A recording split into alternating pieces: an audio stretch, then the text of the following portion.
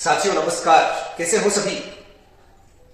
आइए आज हम डिस्कस करना चाह रहे हैं एक ऐसी एग्जाम के लिए central university entrance test 2025 CUET 2025 की प्रवेश परीक्षा। ये प्रवेश परीक्षा क्या काम आएगी, इस प्रवेश परीक्षा को देने से हमें क्या फायदा मिलेगा।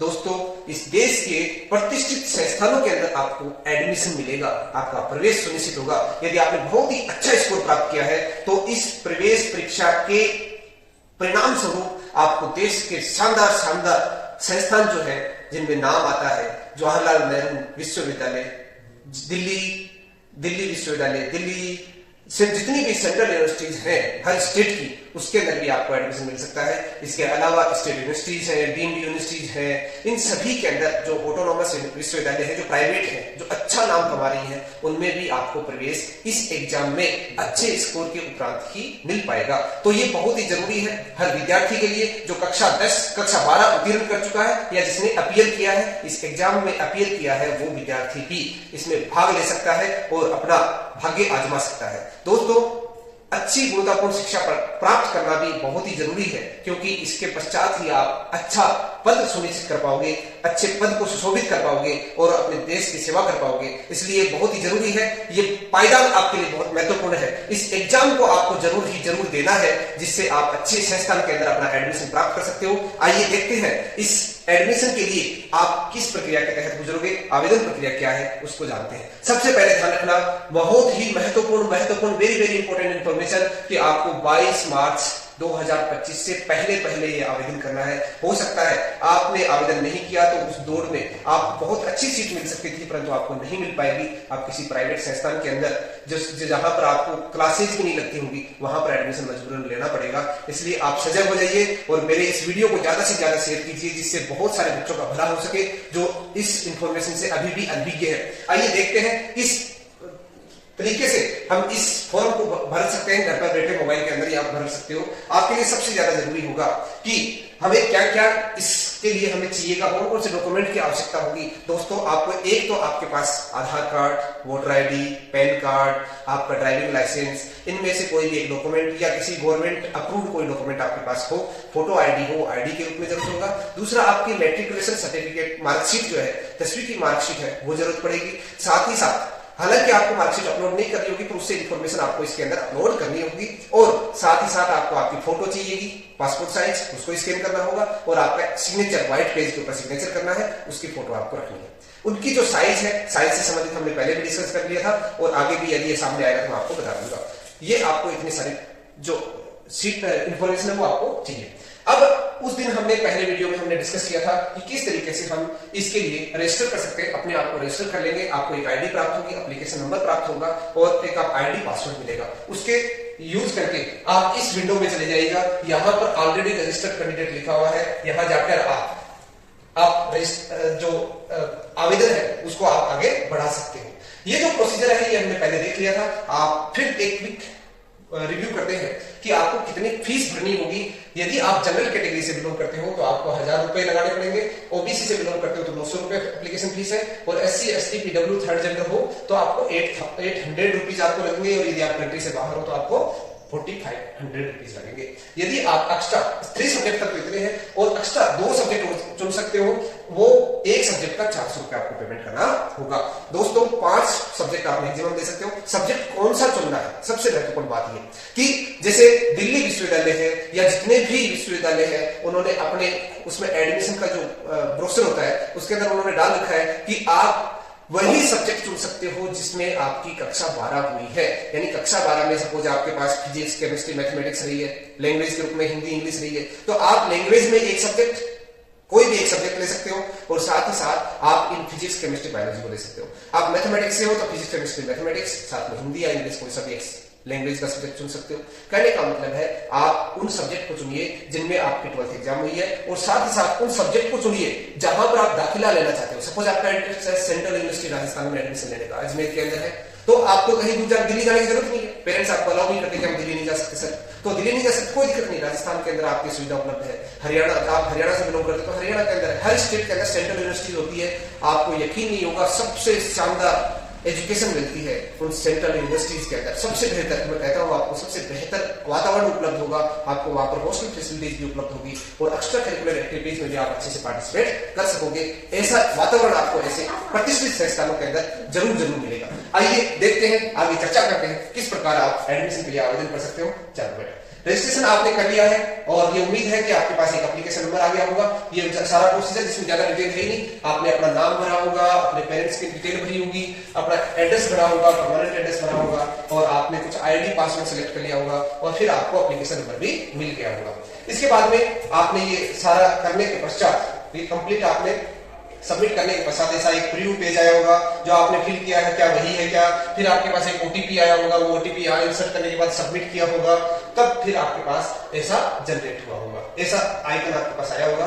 अब हम देखते हैं कि आपने यानी एक सिंगल स्टेप कंप्लीट कर लिया है, रजिस्ट्रेशन। दूसरा प्रोसीजर आता है अपनी पर्सनल डिटेल्स, वो आपने इसके अंदर भरनी है।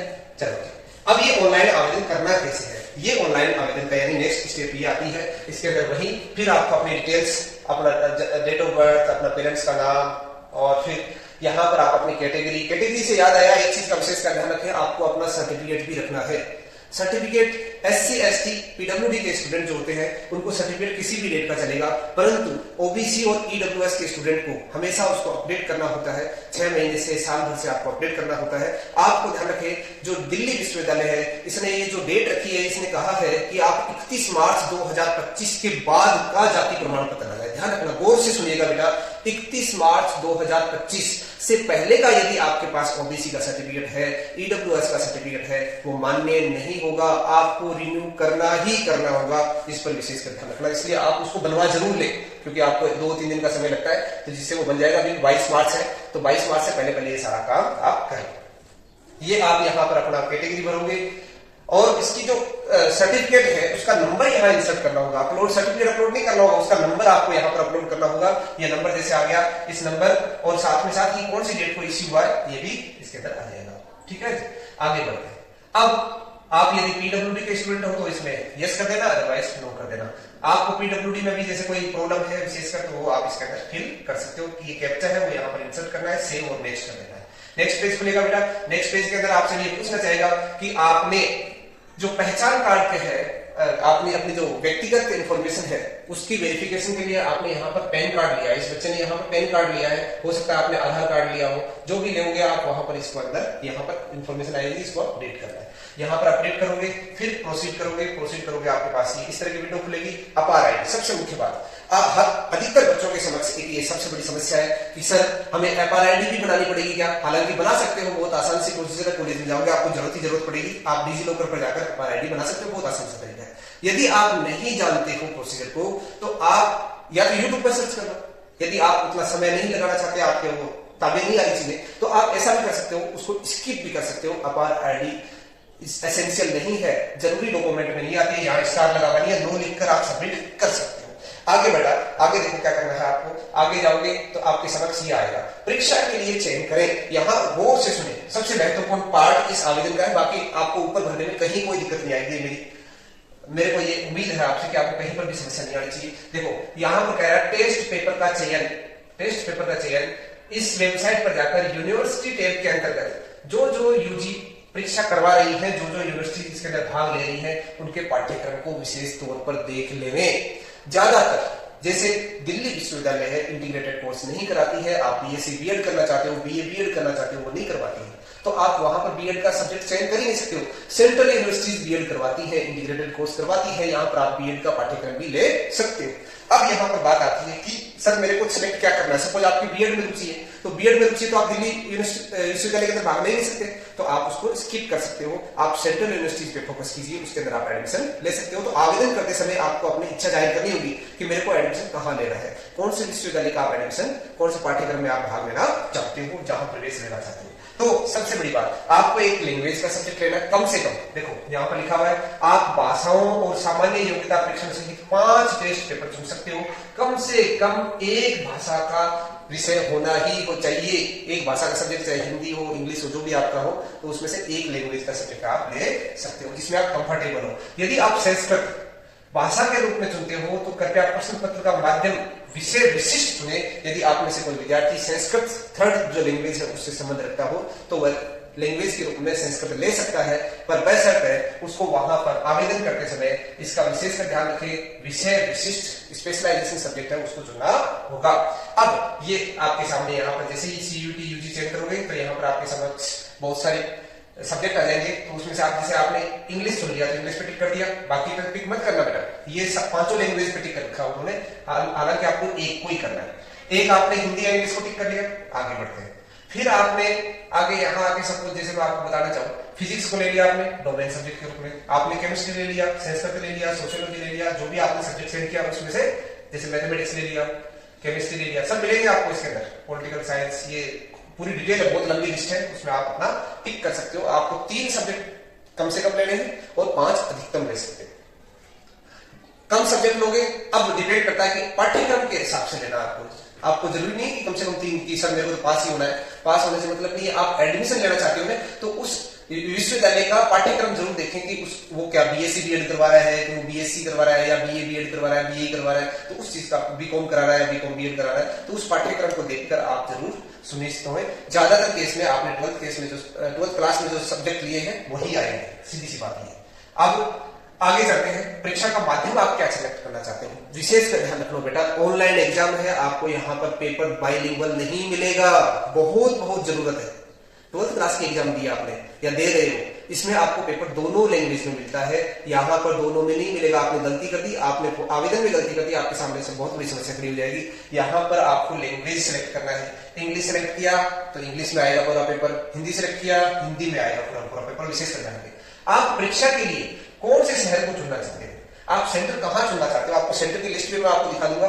हर स्टेट के अंदर सेंटर बहुत सारे बनाए हुए हैं, तो हो सकता है आपके नजदीक सेंटर जरूर होगा, तो आप उसमें परीक्षा का शहर जो है आप एक नहीं आप 4 शहर चुन सकते हो, 4 विकल्प दे सकते हो कि सर हमें इन चारों में से कहीं पर भी आ जाए, हमें कोई दिक्कत नहीं, जो आपके नजदीक होगा तो आप यहाँ सेलेक्ट कर सकते हो।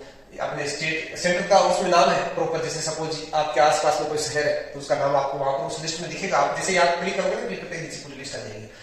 अपने पिता का व्यवसाय क्या है, वो आप गवर्नमेंट सर्विस में तो गवर्नमेंट, फार्मर है तो फार्मर, ठीक है, जो भी व्यवसाय है आप उसके अंदर लिख सकते हो। आपके पिता ने क्या किया है, कौन सी एजुकेशन प्राप्त की है, 10th है, अनपढ़ है, जो भी है, इसके अंदर आप ऑप्शन भर सकते हो। अपने मदर का क्या व्यवसाय है वो भर सकते हो, उनकी योग्यता क्या है, ये कैप्चा आएगा यहाँ पर, वो यहाँ पर आपको फिल करना है, सेव और नेक्स्ट कर देंगे। चलो नेक्स्ट चलते हैं, नेक्स्ट पे चलते हैं। यहाँ पर क्या आता है, यहाँ पर आता है आपको क्वालिफिकेशन डिटेल, अपनी खुद की डिटेल आएगी। अब अपने 10th की मार्कशीट को सामने ले आएगा और उसमें देख देख के भरते जाएगा आपने उत्तीर्ण की स्थिति, क्या आपने 10th क्लास पास कर ली, डेफिनेटली पास कर ली, तभी तो 12th किया, 12th की एग्जाम दे रहे हो, तो यहाँ पर पास्ट कौन से साल, आपने सपोज 2023 में किया तो 2023 कर लेना। अब यहाँ पर 10th इक्विवेलेंट स्कूल का नाम शहर में है या क्या नाम गांव में है, शहर में है तो यहाँ अर्बन आ जाएगा, गांव में है तो रूरल आ जाएगा। स्कूल का प्रकार गवर्नमेंट स्कूल से किया है या प्राइवेट स्कूल से किया है वो लिख देना। योग्यता परीक्षा राज्य, आपने कौन से स्टेट से किया है तो स्टेट का नाम आ जाएगा। योग्यता परीक्षा जिला, कौन से जिले से आप बिलोंग करते हो, जहां पर आपने एग्जाम दिया है उस जिले का नाम आ जाएगा। बोर्ड कौन सा है, सपोज आप RBSC से हो तो RBSC, CBSE से हो तो CBSE, स्टेट बोर्ड है तो स्टेट बोर्ड लिखते हैं। परीक्षा का मोड, आपने परसेंटेज में किया है या ग्रेड में किया, तो ज्यादातर बच्चे हमारे स्टेट बोर्ड के अंदर तो परसेंटेज ही आते हैं, CBSE में ग्रेड आती है तो CBSE वाले ग्रेड भरेंगे और स्टेट वाले परसेंटेज भरेंगे। आप अपनी मार्कशीट में देख देख के भरते जाइएगा, सारा टोटल मार्क्स कितने हैं, आपने कितने मिले, कितना परसेंटेज आया, आपके रोल नंबर क्या है और क्या आपका स्कूल का नाम है और क्या उसका कोड है, ये सारी डिटेल आ गई। अब आते हैं 12th पर। सर हमने तो 12th किया ही नहीं है तो हम डिटेल कहां से भरें, बेटा है आपके पास डिटेल, आपके रोल नंबर है, कौन से सत्र में आप कर रहे हो, सारी डिटेल है। पास ही तो नहीं किया, अपियर ही तो हो तो अपियर यहाँ पर भरा जाएगा। यदि 12th आपने पास कर लिया है, जो बच्चे अभी 12th पास करके आगे तैयारी कर रहे हैं तो वो यहाँ पास लिखेंगे, पर ज्यादातर आप में से वो बच्चे हैं जो अपियर है तो यहाँ पर लिखोगे अपियर्ड। कौन सी साल, 2025। योग्यता परीक्षा कक्षा 12, इक्विवेलेंट स्थान वही ग्रामीण है तो रूरल, शहरी है तो अर्बन आ जाएगा। योग्यता परीक्षा जिला, आप अपने जिले का नाम जहां आपने एग्जाम दिया है, बोर्ड कौन सा है, राजस्थान स्टेट, तो यहाँ सिलेक्ट करोगे, इसके अंदर सब कुछ मिल जाएगा आपको। परीक्षा का मोड, परसेंटेज, मैक्सिमम कितना परसेंटेज, कितना मैक्सिमम मार्क्स है, कितना आपने ऑब्टेन किया है, सारा डिटेल यहाँ पर। अपना रोल नंबर पुट करोगे, यहाँ स्कूल का पिन कोड और यहाँ स्कूल का नाम, ये कैप्चा यहाँ इंसर्ट करोगे, सेव और नेक्स्ट कर दोगे, आगे बढ़ना है।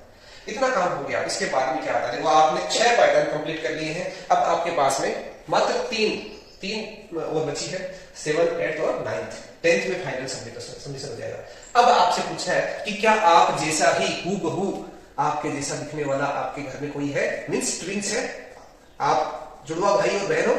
यदि नहीं हो तो नो, ज्यादातर नहीं है ना, क्योंकि एनटीए चाहता है कि कोई आपकी जगह आपका जुड़वा भाई तो नहीं एक परीक्षा देके चला जा रहा है और उसकी वजह से सिलेक्शन हो जाएगा, तो आपको विशेष गौर किया जाएगा कि हाँ ये बच्चा ट्विंस है, तो इस पर अपने एक्स्ट्रा जो इन्फॉर्मेशन है कैसे इससे प्राप्त कर सकते हैं जिससे बदमाशी नहीं हो चेक करने के लिए। आप यहाँ कैप्चा इंसर्ट करना, सेव एंड नेक्स्ट कर देना। फिर आता है नेक्स्ट स्टेप, रजिस्टर इमरजेंसी। आप अपने जैसे अपने सारे इंडिया से बिलोंग करते हैं, इंडिया अपना मोबाइल नंबर, ईमेल आईडी सारा इसके अंदर इंसर्ट करोगे, नेक्स्ट कर देना। अब बारी आती है मुख्य बात की कि आपको इसमें अपना हाँ मोबाइल नंबर, ईमेल आईडी ये सब आपने भर लिया होगा। इसके बाद में ये मेन बात है, आपको अपलोड क्या क्या करना है। बेटा आपको डरने की कोई जरूरत नहीं है, इस एनटीए ज्यादा अपलोड नहीं करवाता है, मात्र 2 चीजें अपलोड करवाता है, आपकी फोटो और सिग्नेचर। फोटो और सिग्नेचर का हम पहले भी डिस्कस कर चुके हैं। आपके सामने एक समस्या बहुत बड़ी आएगी कि सर इसकी साइज आ रही है MBPS, यहाँ अपलोड करते हैं अपलोड नहीं हो रहा, एरर आ रही है। क्यों आ रही है? क्योंकि उसकी साइज बहुत बड़ी है। ये कहता है कि इसकी साइज होनी चाहिए 200 KB, आप अपलोड कर रहे हो 1 MB की, तो वो अपलोड किसी हाल में नहीं होगी।